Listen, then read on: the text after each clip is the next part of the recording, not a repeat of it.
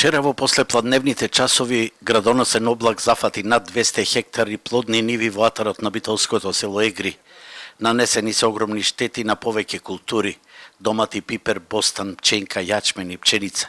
Жителите на ова село кои живеат од земјоделие велат дека не паметат вакво невреме кој за 40 минути им ја уништи летнината. Вчера што не фате ова невреме е негде 2/3 од полето е оштетено.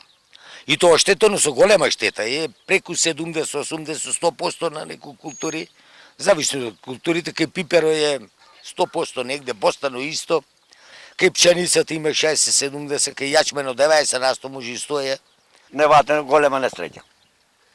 Се искреше. Пипер е, ченки, санчулеци, се. Врнеш едно 45 минути. Град. Ама голем град.